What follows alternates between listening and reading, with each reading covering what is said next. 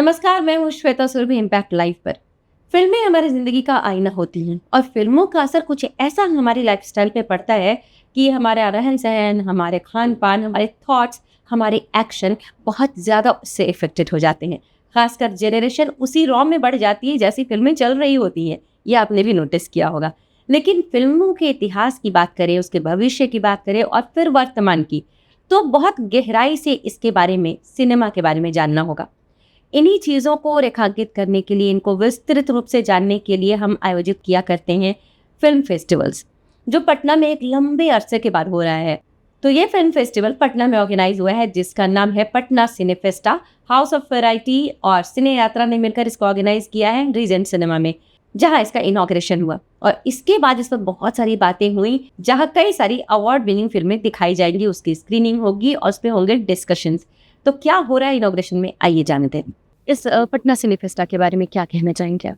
देखिए, एक अच्छी शुरुआत है और इतने सारे कलाकार और जिस तरह से कला संस्कृति विभाग की ओर से आयोजन किया गया है, हमारी शुभकामना है ये बेहतर ढंग से फेस्टिवल चले और आगे और बेहतर होगा। बिहार के अंदर असीम संभावनाएं हैं और उन संभावनाओं में हमारे बिहार की प्रतिभा जो आज दूसरे जगह जा कर के अपनी प्रतिभा का डंका बजा रहे हैं, बिहार के अंदर जब मौका मिलेगा तो निश्चित तौर पर और निखरेंगे और बिहार की सांस्कृतिक विरासत दुनिया को, देश को, दुनिया को अवगत कराएंगे।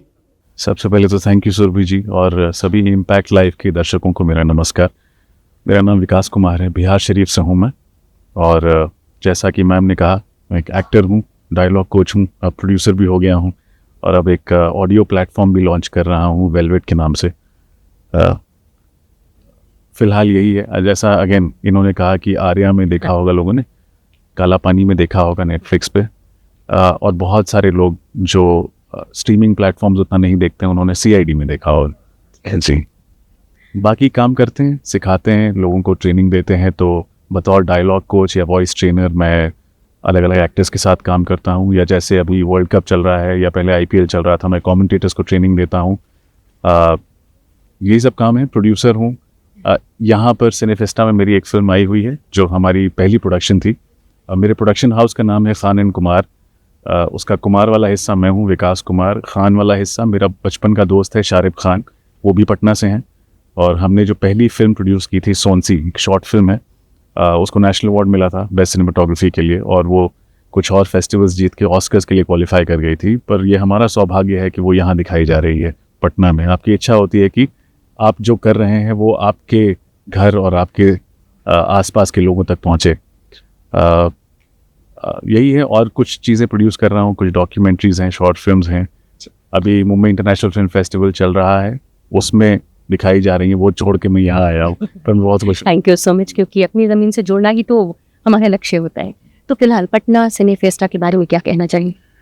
अब मैं अभी तक जो देख पा रहा हूँ बहुत अच्छी तरह से ऑर्गेनाइज हो रहा है। रवि राज ने जब मुझे इनवाइट किया था और जिस तरह से ये पहला एडिशन है, उस हिसाब से जो वेन्यू है, जिस तरह का ऑर्गेनाइज कर रहे हैं, बहुत ही it's as good as any other festival that I have been to.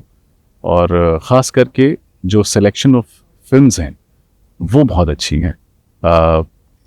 जितनी भी हैं सब अवार्ड विनिंग फिल्म्स हैं, अलग अलग सब्जेक्ट्स पे हैं। तो मैं कहता हूँ कि इस अपॉर्चुनिटी को एकदम ग्रैब कीजिए और जो भी सिने प्रेमी हैं, जो भी सिनेमा के स्टूडेंट्स हैं, वो जितनी फिल्में हो सकें देखें और उन्हें एंजॉय करें और उनसे सीखें।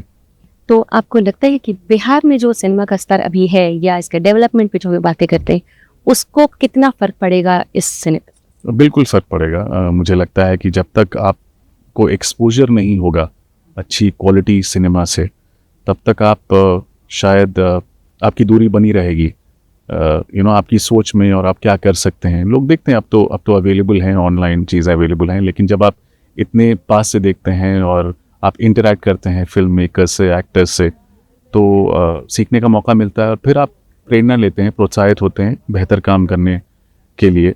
अभी मेरी मिसेस कौर से बातचीत भी हो रही थी, ब्यूरोक्रेट जो हैं, वो कह रही थी कि वो एक पहल कर रही हैं और जल्दी प्रोड्यूस करने वाले हैं सरकार की तरफ से फिल्में।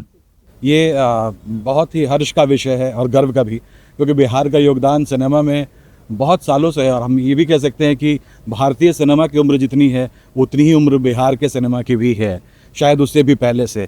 तो सिनेमा को बहुत कुछ दिया है बिहार ने, और अभी भी आप देख सकते हैं कि बिहार के कलाकार परचम लहरा रहे हैं मुंबई में जाकर और देश की फिल्मों में। तो और हमारे देश में 1500 से 2000 फिल्में हर साल बनती हैं अलग अलग भाषाओं में। तो ऐसे में लाजिम है कि फिल्मों का उत्सव मनाया जाए और बिहार में मनाया जाए, क्योंकि यहाँ बहुत सालों से फिल्में बन रही हैं, कई अच्छे कलाकार निकले हैं, और एक कल्चर था यहाँ सिनेमा का एक ज़माने में जब वीकली शोज़ होते थे अपार्ट फ्रॉम सिनेमा हॉल्स।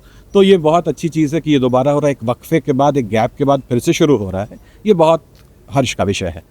तो सिनेफेस्टा हाउस ऑफ वैरायटी के साथ मिलकर, सिने यात्रा के साथ मिलकर एक बहुत बढ़िया कार्यक्रम हो रहा है। इसमें बहुत अच्छी अच्छी फिल्में आई हैं, और न केवल फिल्में, और जहाँ पर बच्चे फिल्मों में जाना चाहते हैं या कुछ सीखना चाहते हैं, तो फिल्म फेस्टिवल सिर्फ मनोरंजन के लिए नहीं है, ये उनको एडुकेट करने के लिए भी है। वो शिक्षित भी होंगे सिनेमा के क्षेत्र में। तो हमने देखा पटना सिने फेस्टा का ये आयोजन कैसे कैसे हो रहा है, लोग क्या सोच रहे हैं और क्या कह रहे हैं इसके बारे में, ये लगातार चलता रहेगा। और मुझे लगता है कि सिनेमा पर, सिनेमा मेकिंग पर, एक्टर्स पर, इस पर बहुत ज़्यादा असर पड़ने वाला है। आपसे फिर होगी मुलाकात एक नए सब्जेक्ट के साथ, तब तक मुझे दीजिए इजाज़त। नमस्कार।